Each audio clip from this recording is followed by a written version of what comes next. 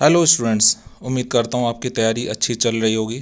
आज हम John Milton, बहुत ही इम्पॉर्टेंट पोएट हैं, इनकी बायोग्राफी को स्टडी करेंगे। एग्ज़ाम्स में इनके बारे में पूछा जाता है। मैं आपको इनकी लाइफ से रिलेटेड जितने भी फैक्ट्स हैं A to Z वो आपको बतलाऊँगा। आपके जो भी डाउट्स हैं वो क्लियर हो जाएंगे। बस आप आखिर तक वीडियो देखिए, आपको कभी कोई दिक्कत फ्यूचर में जॉन मिल्टन की लाइफ से रिलेटेड नहीं होगी। तो शुरू करते हैं। जॉन मिल्टन का जन्म ब्रैड स्ट्रीट, जो लंदन में है, 9 दिसंबर 1608 को हुआ था। इनकी डेथ 8 नवंबर 1674 को हुई थी। जॉन मिल्टन के फादर का नाम भी जॉन मिल्टन था। हम उनके नाम से पहले सीनियर लगाते हैं ताकि कोई कन्फ्यूज़न ना हो। बाहर के देशों में ये एक प्रथा है कि जो बेटे का नाम होता है वो जनरली फादर के नाम पे ही रख दिया जाता है। बस बेटे को जूनियर के नाम से बुला दिया जाता है और फादर को सीनियर के नाम से। जॉन मिल्टन के फादर स्क्रीविनर थे, क्लर्क। यहाँ पे मैं आपको कुछ चीज़ें बतला देता हूँ। क्रिश्चियनिटी की जब शुरुआत हुई थी तो उसके कुछ समय बाद में रोमन कैथोलिक चर्च बनकर आया, जिसका हेड पोप होता था। कैथोलिक चर्च का विभाजन हुआ और एक नई विचारधारा का उद्गम हुआ। ये प्रोटेस्टेंट कहलाए। प्रोटेस्टेंट रोमन कैथोलिक चर्च में विश्वास नहीं करते थे, इनका अलग चर्च होता था, और ये पोप में विश्वास नहीं करते थे। जॉन मिल्टन के फादर के साथ में घटना हुई थी। मिल्टन के दादा ने सीनियर जॉन मिल्टन को अपने घर से निकाल दिया था, क्योंकि जॉन मिल्टन के दादा पक्के कैथोलिक थे, जबकि सीनियर जॉन मिल्टन प्रोटेस्टेंट थे। वो रोमन कैथोलिक चर्च में विश्वास नहीं करते थे। सीनियर जॉन मिल्टन लंदन में सेटल हो गए और स्क्रीविनर क्लर्क के तौर पर वर्क करने लगे। लीगल ट्रांजैक्शंस होते थे, उनके डॉक्यूमेंट्स बनाते थे। सीनियर जॉन मिल्टन का इंटरेस्ट म्यूज़िक में था। उन्होंने अपने बेटे जूनियर जॉन मिल्टन को भी म्यूज़िक और लिटरेचर की एजुकेशन प्राइवेट ट्यूटर के जरिए घर पर ही दी। जॉन मिल्टन की मदर का नाम सैरा जेफरी था। सीनियर जॉन मिल्टन और सैरा थे, उनके 6 बच्चे हुए, लेकिन उनमें से केवल 3 ही सर्वाइव कर पाए। सबसे बड़ी डॉटर उनकी एन थी, दूसरे नंबर पे जॉन मिल्टन थे और सबसे छोटे बेटे क्रिस्टोफर थे। मिल्टन की प्रारंभिक शिक्षा सेंट पॉल्स स्कूल में हुई। उसके बाद में वो क्राइस्ट कॉलेज कैम्ब्रिज में चले गए। मिल्टन बचपन से ही बहुत ही प्रतिभावान थे। उन्होंने पोइट्री को लिखना शुरू कर दिया था लैटिन, इटालियन और इंग्लिश लैंग्वेज में। जब मिल्टन सेंट पॉल स्कूल में पढ़ते थे तो उनकी दोस्ती चार्ल्स डिओडेटी से हुई। मैं इनके बारे में आपको बाद में बतलाऊंगा, क्योंकि इन्होंने चार्ल्स डिओडेटी के लिए एक एलिजी भी लिखी थी। जब मिल्टन क्राइस्ट कॉलेज कैम्ब्रिज में पढ़ते थे तो मिल्टन के साथी उन्हें लेडी ऑफ द क्राइस्ट के नाम से बुलाते थे, क्योंकि मिल्टन का चेहरा लंबा पतला और उनका बहुत ही फेयर कॉम्प्लेक्शन था। उनके लंबे बाल थे, इसलिए सभी उन्हें लेडी ऑफ द क्राइस्ट कहकर बुलाते थे। 1628 में मिल्टन ने एक पोएम लिखी थी, on the death of a fair infant dying of a cough. ये एक ओकेजनल पोएम थी, किसी खास अवसर पर लिखी जाने वाली पोएम। मिल्टन की बड़ी सिस्टर की बेटी थी जिसकी बचपन में ही डेथ हो गई थी। उसके दुख में मिल्टन ने इस पोएम को लिखा है। ध्यान रखिएगा, यह मिल्टन की पब्लिश्ड पोएम नहीं थी, यह सिर्फ उन्होंने लिखी थी 1628 में। 1625 में मिल्टन ने क्राइस्ट कॉलेज कैम्ब्रिज में एडमिशन लिया, लेकिन उन्हें 1 साल बाद कुछ समय के लिए कॉलेज से निकाल दिया गया। उनका झगड़ा किसी बात पर अपने ट्यूटर विलियम चैपल से हुआ था। बाद में उनको एक नए ट्यूटर दिए गए, नथेनियल टॉवी, जिनके अंडर में उन्होंने पढ़ाई करी। मिल्टन ने BA 1629 में करा और मिल्टन ने MA 1632 में किया। मिल्टन चर्च में प्रीस्ट बनना चाहते थे, लेकिन बाद में उन्होंने इस विचार को छोड़ दिया। जब मिल्टन कैम्ब्रिज में पढ़ते थे तो मिल्टन की दोस्ती एडवर्ड किंग से हुई थी। किंग एडवर्ड की मृत्यु समुद्र में डूबने की वजह से हुई। मिल्टन ने उनकी याद में एलिजी लिखी थी लिसिडस, जो 1638 में पब्लिश हुई थी। बहुत इंपॉर्टेंट है, पूछा गया है ये कई बार एग्जाम्स में। मैं अगले वीडियो में लिसिडस पढ़ाऊंगा। मिल्टन बहुत ही पढ़े लिखे व्यक्ति थे। उन्हें Latin, Greek, Hebrew, French, Spanish, Italian और साथ साथ ओल्ड इंग्लिश और डच लैंग्वेज का भी ज्ञान था। मिल्टन ने अपने शुरुआती समय में an ode on the morning of Christ nativity लिखी, जो उन्होंने 21 साल की उम्र में लिखी थी। ऑन शेक्सपियर लिखी थी और 2 कंपेनियन पोएम्स लिखी थी, एल एलिग्रा और इल पेंसेरोसो। ये कंपेनियन पोएम्स हैं, इनको हम साथ में ही पढ़ते हैं। मिल्टन ने 1630 में शेक्सपियर की प्रशंसा में एक पोएम लिखी थी, ऑन शेक्सपियर। शेक्सपियर के प्लेस का 1632 में सेकंड फोलियो पब्लिश हुआ था। इस बुक की शुरुआत में मिल्टन की ये पोएम पब्लिश हुई थी, जिसमें मिल्टन शेक्सपियर की प्रशंसा करते हैं। ये मिल्टन की पहली पब्लिश्ड इंग्लिश पोएम थी। ये पूछा गया है कुछ समय के लिए मिल्टन अपने गांव हॉर्टन में चले गए, जहां पे वो 6 साल तक अपने फादर के साथ में रहे, 1632 से लेके 1637 तक। इस समय के पीरियड को हॉर्टन पीरियड कहते हैं। 1638 में मिल्टन ने टूर करा फ्रांस और इटली का, जहां पे वो बहुत ही इंपॉर्टेंट लोग खासकर गैलीलियो से मिले। बाद में जब मिल्टन ने अरियोपैजिटिका लिखी तो उसमें गैलीलियो के बारे में भी लिखा है। मिल्टन जब सेंट पॉल स्कूल में पढ़ते थे तो वहां पर मिल्टन की दोस्ती हुई थी चार्ल्स डिओडेटी से। चार्ल्स डिओडेटी की डेथ हो गई, मिल्टन को अपने टूर को बीच में छोड़कर वापस आना पड़ा। उन्होंने अपने दोस्त चार्ल्स के दुख में एलिजी लिखी थी लैटिन में, एपिटेफियम डेमोनिस 1639। मिल्टन ने ट्रीटाइज एसे लिखा ऑफ रिफॉर्मेशन। रिफॉर्मेशन एक मूवमेंट थी रोमन कैथोलिक चर्च के खिलाफ। मिल्टन एक प्रोटेस्टेंट थे, मिल्टन विचारधारा से प्यूरिटन थे, वो रोमन कैथोलिक चर्च को पसंद नहीं करते थे। मिल्टन ने इस एसे में अपनी नाराजगी और अपने विचार व्यक्त करे हैं रोमन कैथोलिक चर्च के खिलाफ। मिल्टन ने अपने theological views, religious views, theological means होता है रिलीजियस व्यूज, लिखे हैं डे डॉक्ट्रिना क्रिस्टियाना में। इसमें मिल्टन पॉलीगमी को सपोर्ट करते हैं। पॉलीगमी मीन्स होता है एक से ज़्यादा शादी करना। मिल्टन ने डे डॉक्ट्रिना क्रिस्टियाना को इंग्लिश में लिखा था। इस ऐसे में मिल्टन अपने धार्मिक विचार रखते हैं। मिल्टन पॉलीगमी को सपोर्ट करते हैं और रिलीजियस टेक्स्ट से प्रूव करते हैं कि पॉलीगमी बुरी चीज़ नहीं है। 1644 में मिल्टन ने एक ट्रैक्ट ऐसे लिखा था ऑन एजुकेशन, जिसमें मिल्टन यूनिवर्सिटी में सुधार की बात करते हैं। 1644 में मिल्टन ने बहुत ही इंपॉर्टेंट ट्रैक्ट ऐसे लिखा था अरियोपैजिटिका। इस ऐसे में उन्होंने गैलीलियो का भी जिक्र करा था। ये बहुत ही इंपॉर्टेंट ऐसे था। पार्लियामेंट ने एक्ट पास करा था। इस एक्ट का उद्देश्य फ्रीडम ऑफ स्पीच पर पाबंदी, सेंसरशिप लगाना था। मिल्टन ने इस कानून के खिलाफ इंग्लिश में ऐसे लिखा अरियोपैजिटिका। मिल्टन फ्रीडम ऑफ स्पीच की वकालत करते हैं, बहुत ही इंपॉर्टेंट है, कई बार एग्जाम्स में इसके बारे में पूछा गया। मिल्टन की 3 शादियां हुई थी। 1642 में मिल्टन की मैरिज हुई थी मैरी पावेल से, जो 16 साल की थी। उनके 3 डॉटर और 1 बेटे का जन्म हुआ। सबसे बड़ी लड़की एन थी, उससे छोटी मैरी, तीसरे नंबर पे जॉन थे, जॉन की डेथ जल्दी ही हो गई थी, चौथे नंबर के डेबोरा। मिल्टन की अपनी वाइफ मैरी से अक्सर लड़ाई रहती थी। इसका कारण उनके बीच 18 साल की एज का डिफरेंस था। उनके विचार कई चीज़ों पर अलग थे। खासकर मैरी शाही परिवार चार्ल्स फर्स्ट को सपोर्ट करती थी, जबकि मिल्टन प्यूरिटन थे विचारधारा से, वो शाही परिवार के खिलाफ थे। इन पारिवारिक झगड़ों का मिल्टन पर इतना प्रभाव पड़ा कि उन्होंने एक कैंपेन शुरू किया फ्री डिवोर्स के लिए, क्योंकि उस समय डिवोर्स लेने में दिक्कत आती थी। मिल्टन ने ऐसे लिखा था the doctrine and discipline of divorce, ये उन्होंने इंग्लिश में लिखा था, जिसमें वो वकालत करते हैं कि डिवोर्स को आसानी से दिया जाना चाहिए। आखिर में मिल्टन और उनकी वाइफ मैरी के बीच सुलह हो गई, लेकिन बाद में मैरी की 1652 में डेथ हो गई। दूसरी बार मिल्टन ने मैरिज करी थी कैथरीन वुडकॉक से 1656 से, लेकिन दुर्भाग्यवश कैथरीन की डेथ 1658 में हो गई।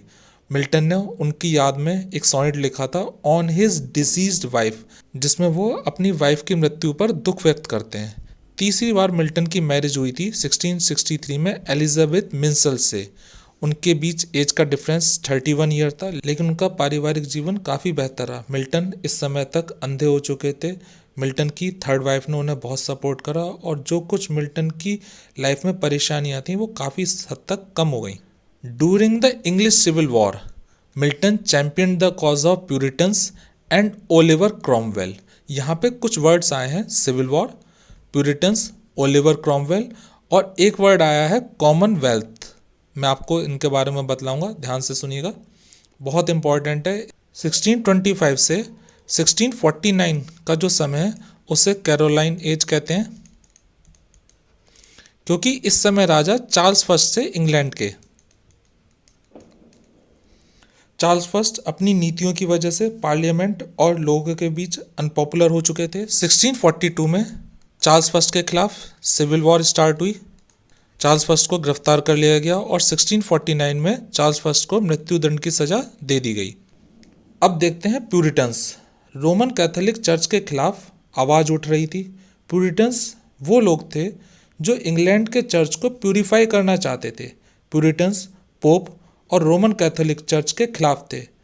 प्यूरिटन्स ऐसे लोग थे जो नैतिकता पर जोर देते थे और भोग विलास को गलत मानते थे। एलिजाबेथन एज में प्यूरिटन्स माइनॉरिटी में थे, लेकिन मिल्टन के समय में प्यूरिटन्स पावर में आ गए थे। मिल्टन खुद विचारधारा से प्यूरिटन थे। 1649 से 1660 का जो समय है उसे द एज ऑफ मिल्टन कहते हैं, क्योंकि इस समय के जो मेन पोएट थे वो मिल्टन थे। साथ में द एज ऑफ प्यूरिटन भी कहते हैं।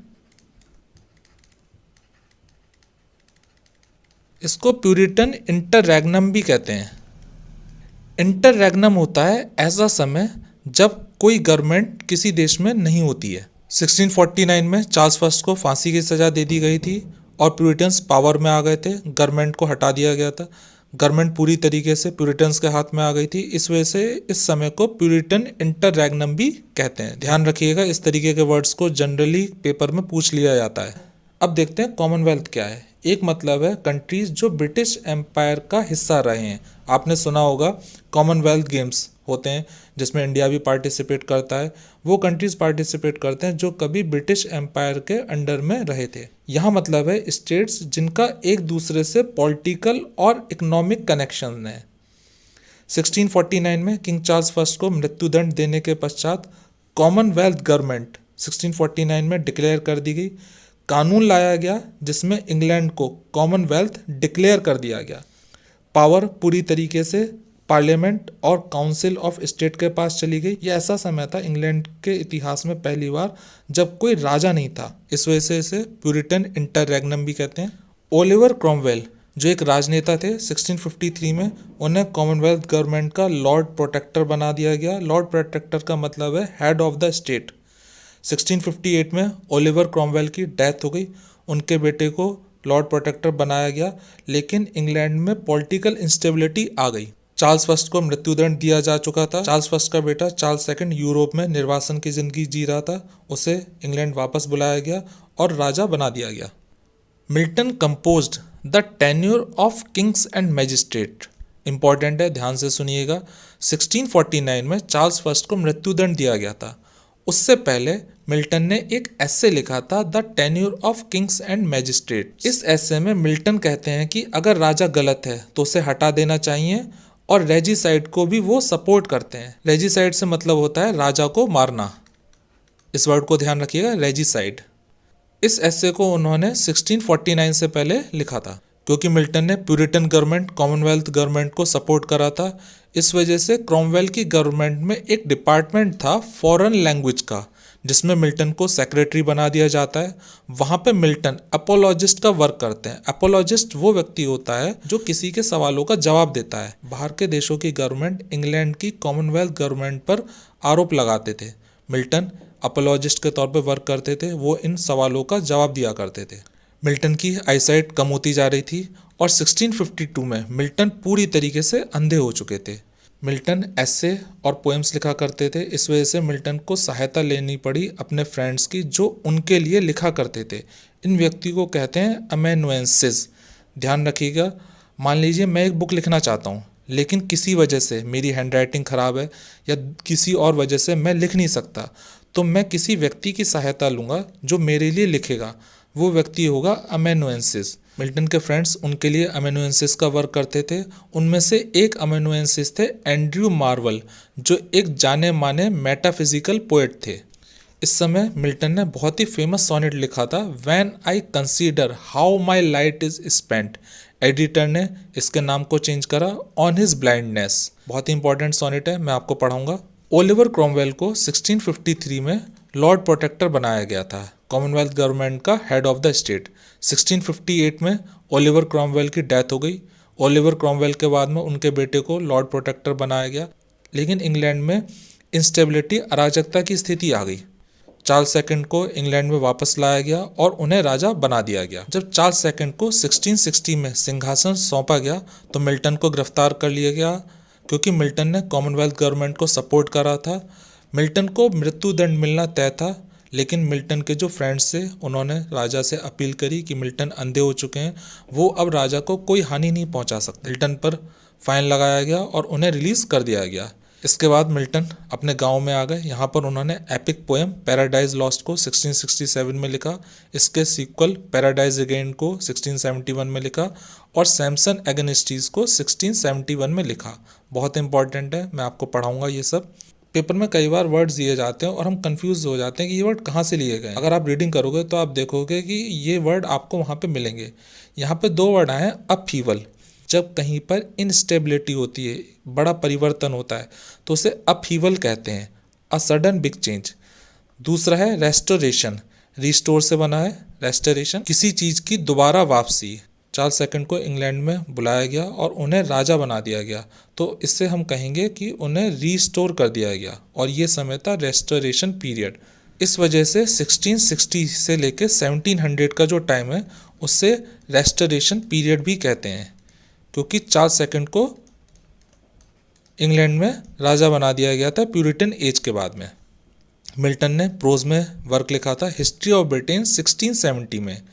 ये इनकम्प्लीट था अपने पब्लिकेशन के समय में और ये ख़त्म होता है नॉर्मन कॉन्क्वेस्ट के समय। नॉर्मन कॉन्क्वेस्ट एक लड़ाई थी जो कि 1066 में हुई थी, जब विलियम ने इंग्लैंड को जीता था। 1673 में मिल्टन ने एक वॉल्यूम पब्लिश करा था पोएम्स। इसका पूरा नाम था poems etcetera on several occasions by mister John Milton, both English and Latin, composed at several times etc.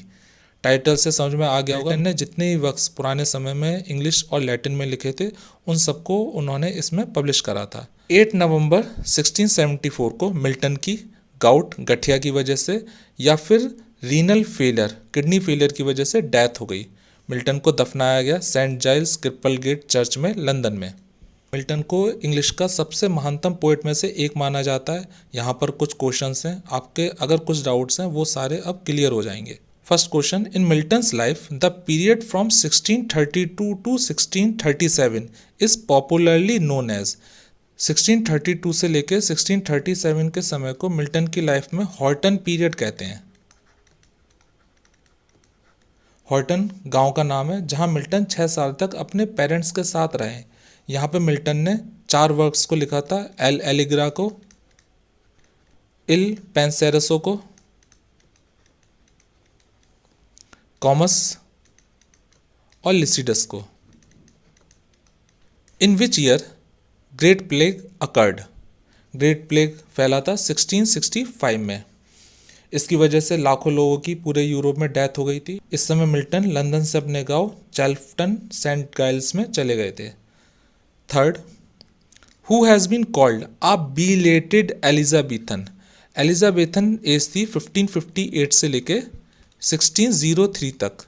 Milton को बिलेटेड एलिजाबेथन कहा जाता है क्योंकि मिल्टन ने एलिजाबेथन स्टाइल में अपने वर्क्स को लिखा था। मिल्टन ने सोनेट, एपिक, लिरिक पोएट्री को लिखा था। मिल्टन एलिजाबेथन एज के रिप्रेजेंटेटिव नहीं थे, वो एक एलियन कॉन्करर की तरह थे, बाहरी विजेता की तरह थे जो कि डोमिनेट करते हैं। ये इंपॉर्टेंट लाइन है जो मिल्टन से रिलेटेड पूछी जाती है। Fourth, who was considered to be the child of the renaissance.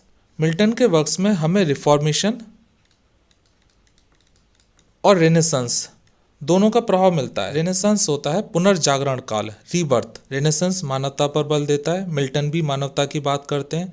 Renaissance के समय आर्ट और म्यूजिक को बढ़ावा दिया गया। Milton himself was a lover of art and music, that's why Milton was considered to be the child of renaissance.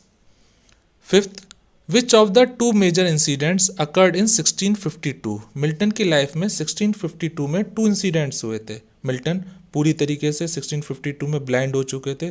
दूसरा, उनकी first wife Mary Powell की डेथ 1652 में हुई थी। Sixth, the period known as the age of Milton is.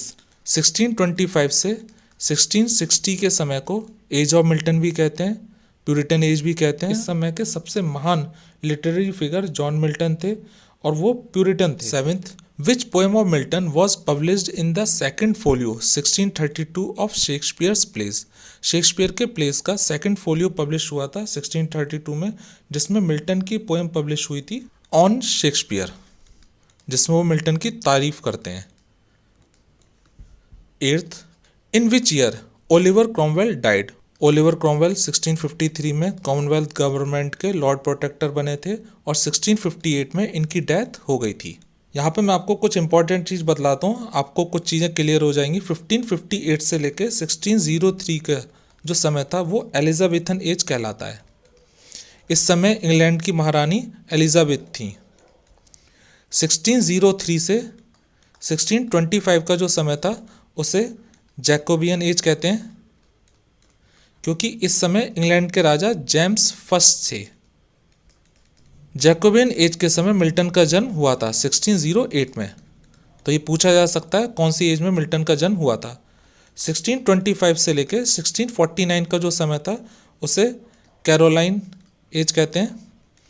इस समय England के राजा Charles first थे। 1649 में चार्ल्स फर्स्ट को मृत्युदंड दे दिया गया। 1649 से लेकर 1660 का जो समय था उसे कॉमनवेल्थ पीरियड कहते हैं या फिर प्यूरिटन इंटररेग्नम कहते हैं। ये जो दोनों समय, इसे हम कभी कभार द एज ऑफ प्यूरिटन भी कहते हैं। 1660 में चार्ल्स सेकंड को राजा बना दिया गया, तो 1660 से लेके 1700 का जो समय उसे रेस्टोरेशन पीरियड कहते हैं। तो मिल्टन का जन्म जैकोबियन एज में हुआ था और मिल्टन की डेथ रेस्टोरेशन पीरियड में हुई थी। मिल्टन की लाइफ से रिलेटेड जो भी इंपॉर्टेंट चीज़ें हैं मैंने आपको बतला दी हैं। अगर कुछ चीज़ें रह गई हैं तो मैं आपको अगले वीडियो में कंप्लीट कर दूंगा। मिल्टन के जो वर्क्स हैं वो सारे आपको पढ़ाऊंगा। आपको कभी किसी चीज़ की दिक्कत नहीं होगी और मैं कोई चीज़ चार्ज नहीं करूँगा।